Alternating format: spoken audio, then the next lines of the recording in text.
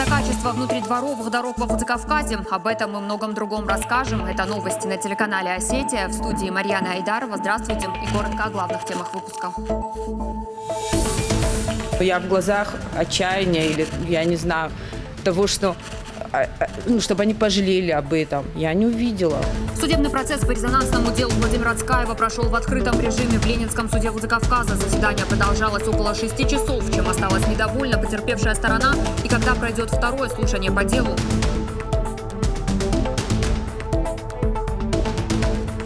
Все они должны быть кумирами подрастающего нашего поколения.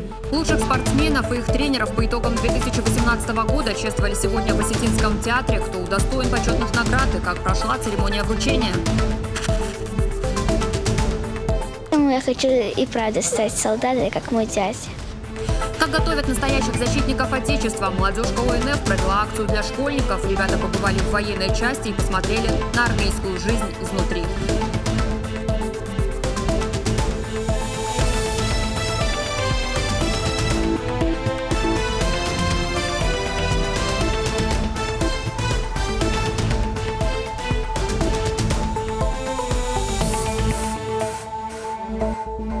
Сегодня начался основной судебный процесс по делу Владимира Цкаева. Заседание состоялось в открытом формате. Представители адвокатов каждой стороны представились суду. В свою очередь судья зачитал их права. Также участники процесса заслушали обвинительное заключение всем 10 подсудимым. Отметим, что вину свою они не признали. Уже на следующем заседании суд приступит к исследованию доказательств. Также начнут допрашивать потерпевших, свидетелей и подсудимых. Напомним, ранее адвокаты последних ходатайствовали о том, что судебный процесс проходил в закрытом режиме. По их мнению, в социальных сетях активно обсуждают резонансное дело, что может повлиять на ход заседаний. Тем не менее, судья принял решение вести процесс в открытом формате.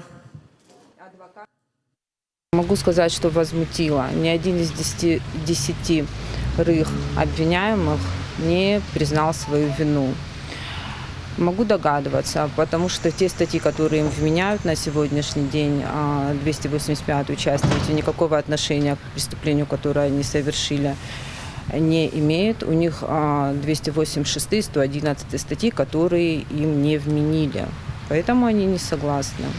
Еще раз хочу подчеркнуть, что у них более тяжелые статьи должны быть в заключительных обвинениях. Что они хотят сделать так, что вот один из обвиняемых, на него возгрузить всю вину произошедшего или на 4. Они все с особой жестокостью избивали его. Они все по очереди пытали его тока. В материалах дела этого нет. У них у всех должны быть 286 статьи, 111, если мы не добились 105. В конце концов, они забрали здорового мужчину, отца 2 детей из дома, здорового, понимаете, на котором ссадин даже не было. И вот так его зверски запытали, убили. И республика как это забыть должна? Как должны забыть люди, которые живут, это социально опасные люди? Еще одно заседание суда, но уже в Москве, состоялось также сегодня. Московский окружной военный суд приступил к рассмотрению уголовного дела в отношении 12 членов банды Аслана Гагиева. Во время заседания подсудимые отказались от суда присяжных, хотя ранее настаивали именно на таком рассмотрении дела, сообщает Интерфакс. Но окончательное решение о форме судебного процесса пока не принято. Как подчеркнула пресс-секретарь военного суда Ирина Жирнова, 20 февраля в суде продолжатся предварительные слушания по делу. Напомним, Аслану Гагиеву инкриминируется организация 3 банд, которые входили в состав преступного сообщества и действовали на территории Москвы, Подмосковья и Северной Осетии. Всего на их счету более 60 убийств. Среди жертв сотрудники правоохранительных органов, чиновники и бизнесмены. По данным Следственного комитета России, 25 участников банды уже осуждены к длительным срокам лишения свободы. 8 членов преступного сообщества ликвидированы в результате внутренних конфликтов в связи с неподчинением его руководителю. Еще 9 фигурантов находятся в розыске. Следствие в отношении них продолжается.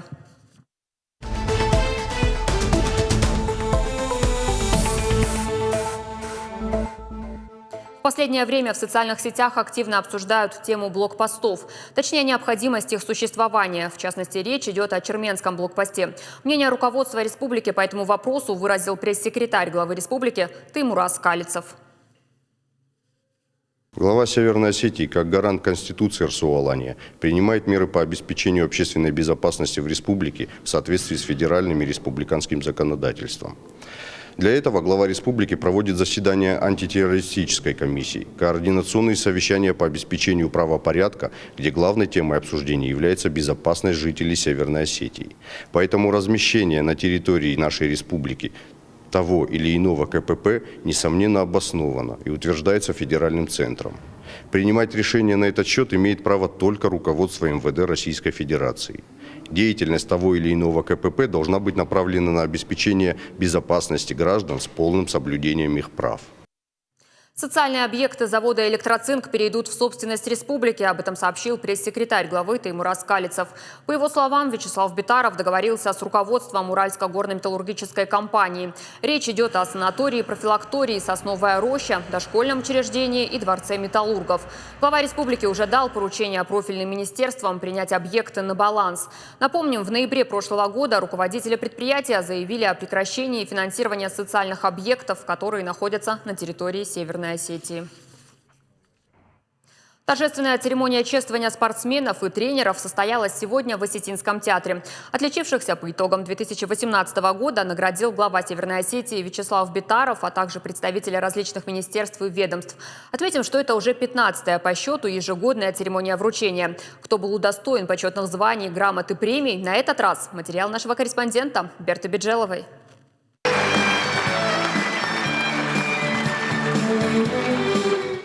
Пятикратный чемпион мира и Европы, шестикратный чемпион России, именитый паратхэквондист Спартак Газаев получает премию из рук главы республики за спортивные достижения в 2018 году. Такой высокой оценке, конечно, рад, но сам итогами прошлого года недоволен. На чемпионате Европы он завоевал серебряную медаль. Признается, мог показать гораздо лучший результат.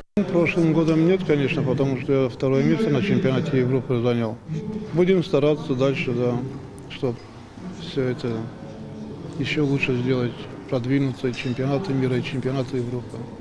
Долго ждать новых побед Спартака Газаева его болельщикам не пришлось. В феврале этого года он одержал блестящую победу на чемпионате мира в Анталии. Больше сотни людей встречали чемпиона в аэропорту Беслана. По словам его тренера Асламбека Дзитиева, в планах на этот год у спортсмена одержать не менее значимые победы. В 2019 году, буквально вот в начале февраля, у нас прошел чемпионат мира по пара-тэквондо, он проходил в Турции, в Анталии, где участвовало двое наших воспитанников, это Спартак Газаев и Георгий Купеев. К сожалению, Георгию не удалось занять призовое место, Спартак подтвердил звание чемпиона мира.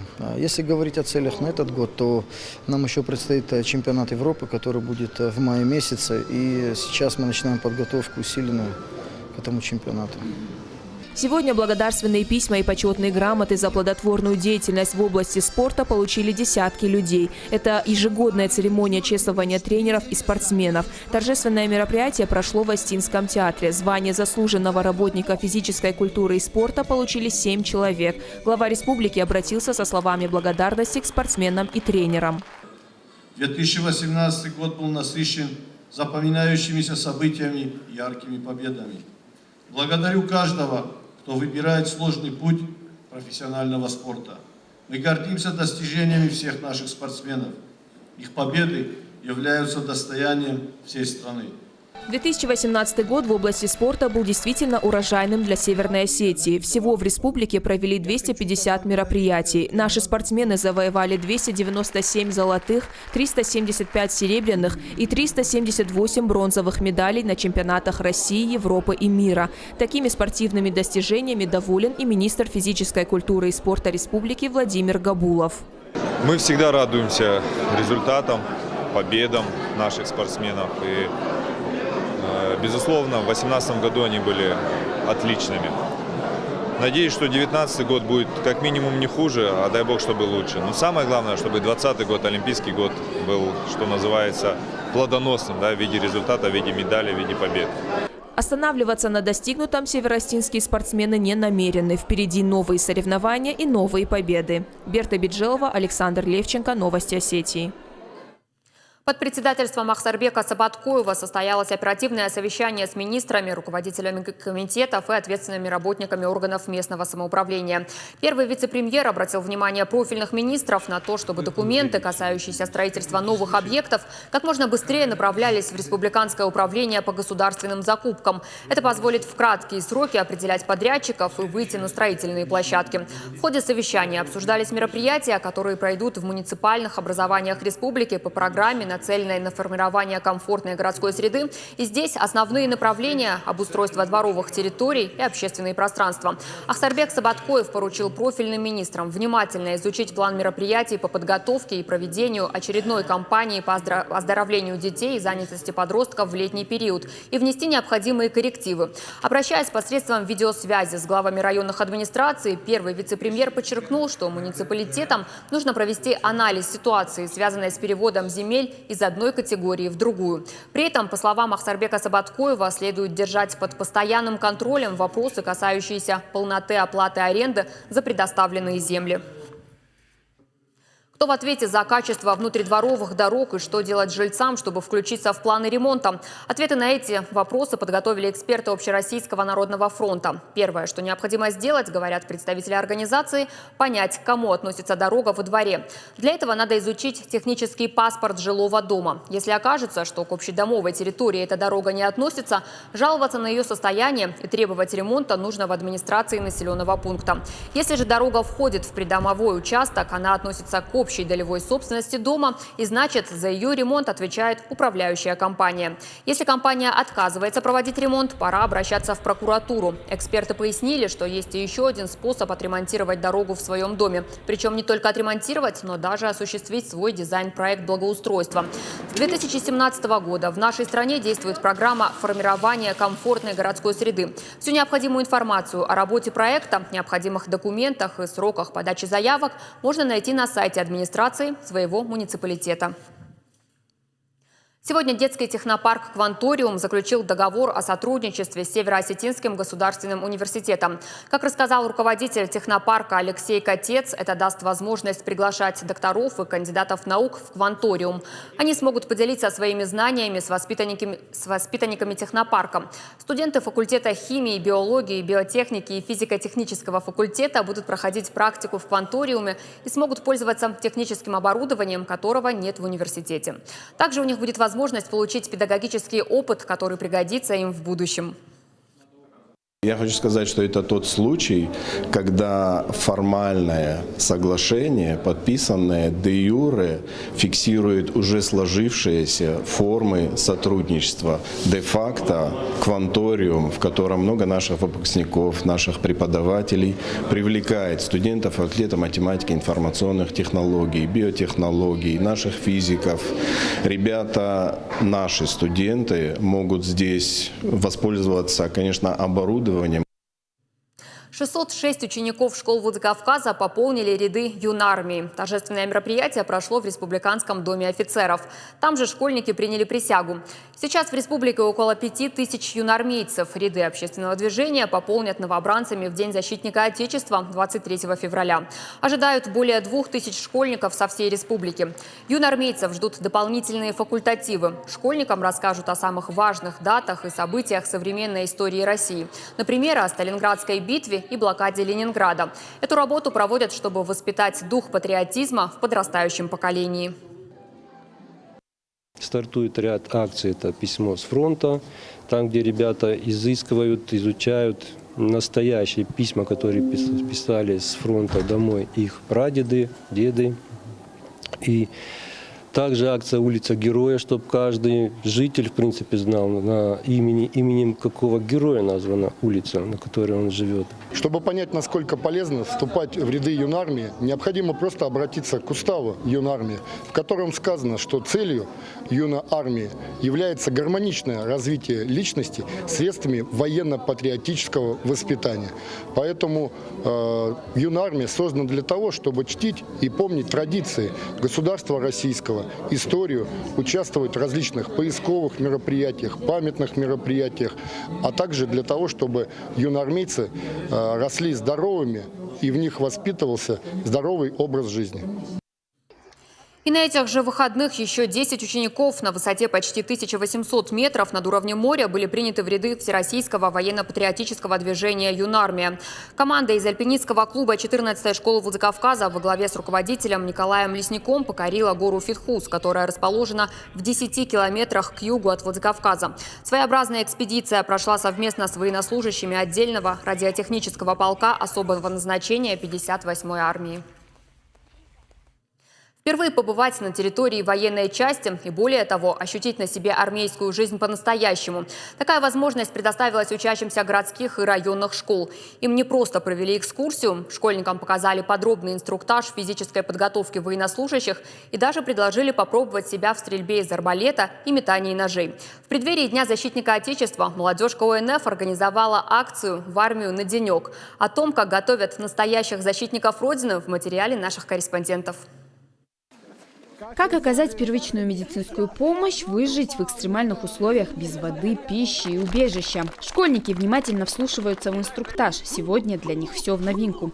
Они первый раз на территории военной части. Несмотря на холод, внимательно изучают площадки. Пробуют свои силы в метании ножей и стрельбе из арбалета. Причем интересно было не только старшеклассникам, но и школьникам младших классов.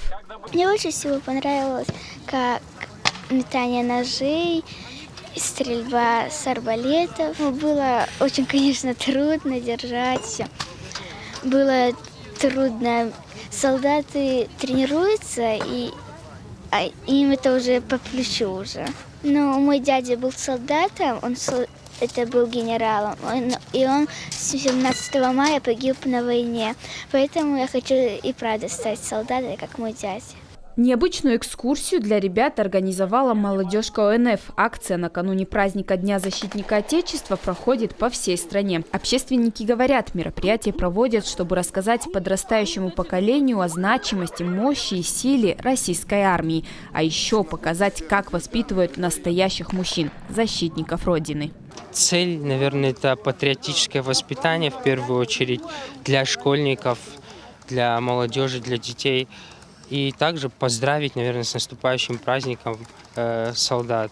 Я думаю, это больше понравилось всего парням. И если вдруг кто-то из этих ребят вот после увиденного сегодня решит связать свою жизнь с армией, я думаю, отчасти это будет заслуга такой доброй акции.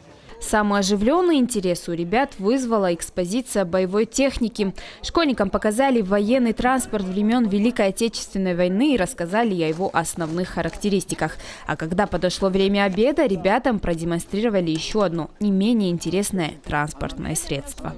Но здесь находится полевая кухня. Как вы видите, это специальное транспортное средство, которое предназначено для приготовления горячего питания для солдат в полевых условиях. А сегодня повара готовили гречневую кашу специально для школьников.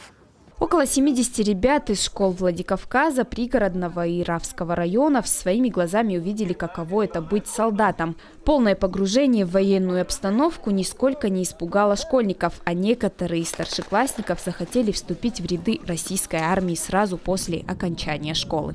Тинатин Музашвили, Батырбек Макиев. Новости Осетии. В Северной Осетии прошло первенство по рукопашному бою среди юниоров и юниорок. Участвовали ребята от 14 лет до 21 года. Схватки проходили в 10 весовых категориях. Президент Федерации рукопашного боя по республике Валерий Козаев отметил, все бойцы проявили себя с наилучшей стороны. А также добавил, что эти соревнования – отличная возможность для спортсменов проявить себя. Победители этого этапа состязания отправятся на чемпионат Северокавказского федерального округа. Турнир начнется уже на следующей неделе в Ставрополе. Соревнования у меня не первые. Эти соревнования были самые тяжелые. Почему? Во-первых, я дрался с Ураевым Зауром, я видел, как он дрался в Ставрополе. Ну, конечно же, проиграл. Не получилось у меня первое занять, но на следующих соревнованиях точно первое займу. За 15 лет мы воспитали мастеров спорта, разрядников, поэтому у них, у младших начинающих, всегда есть с кого брать пример и к чему стремиться. Это не олимпийский вид спорта, но это ни о чем не говорит. Все виды спорта, которые есть у нас в Российской Федерации, они работают на то, чтобы молодежь вела здоровый образ жизни. Это самое главное. Во Владикавказе сегодня прошел грязный дождь. Как отмечают в гидрометцентре, причиной мог стать мощный циклон, который идет из центральных районов России. Между тем, специалисты уже отобрали пробы атмосферных осадков. Первые результаты уже есть. Кислотность в пределах нормы. Метеорологи также уверяют, в прошедших осадках не было ничего опасного. Северные и северо-западные потоки, движущиеся с большой скоростью до 100 км в час, принесли на территорию республики загрязненные воздушные массы. Сейчас погоду определяет обширный глубокий циклон, который располагается над Средним Уралом. При этом все потоки и у Земли, и в средней тропосфере, они очень сильные. Они все имеют направление северное, северо-западное, в результате чего там, где промышленные большие предприятия, оттуда могло вот этими потоками к нам сюда занести вот эти загрязняющие частицы, которые вот в связи с прохождением холодного атмосферного фронта и выпали в виде дождя. К этому часу у нас все. Спасибо за внимание и до встречи.